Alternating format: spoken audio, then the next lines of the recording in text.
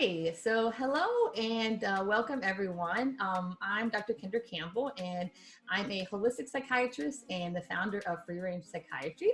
And I'm here today with our newest psychiatrist, Dr. Kimberly Sanders. So welcome, Dr. Sanders. Thank you.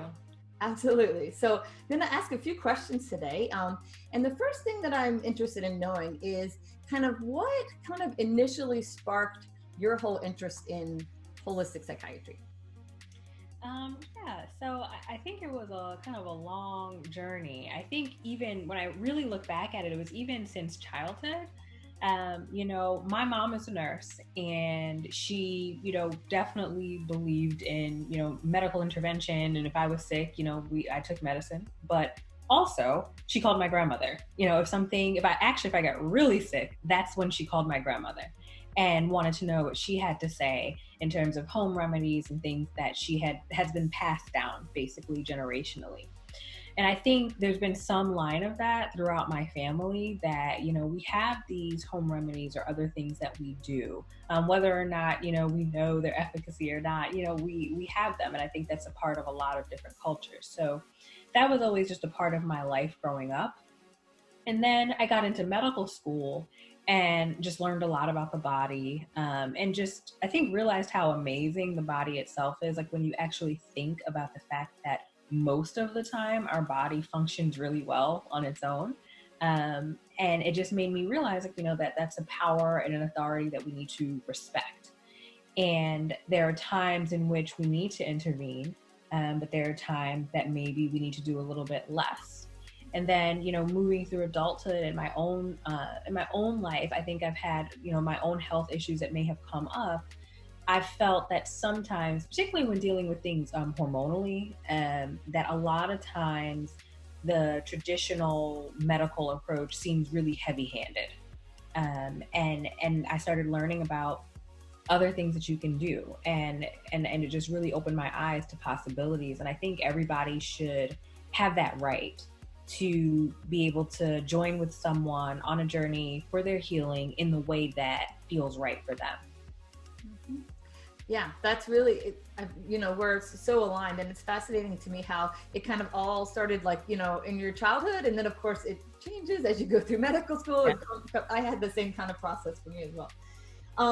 So another thing I'm interested in is specifically what type of patients do you find that you kind of resonate with and just seem to enjoy working with? So I think the first thing, or one of the things that I noticed, I really like patients that are kind of scrappy, I guess. People that have, gone through some stuff and come out on the other side and have this resilience and this kind of knowledge that, or their worldview is that at the end of the day, it's going to be all right. Things can get better. And it doesn't have to be a lot of that, because I've definitely, treated a lot of people that, that is a faint voice in the background, but it's nice when just there's a little bit of that voice that says things can get better. Because that's something that's a latching on point for us to begin our journey. So I really like to start there. And then from there, just people that come and want to collaborate, people that, view this again as a journey to a healthier version of themselves and are willing to work with me and understand that, I may be the expert in some stuff, but they're definitely the expert in themselves. So bringing all of that knowledge to the table so we can come together and form a plan.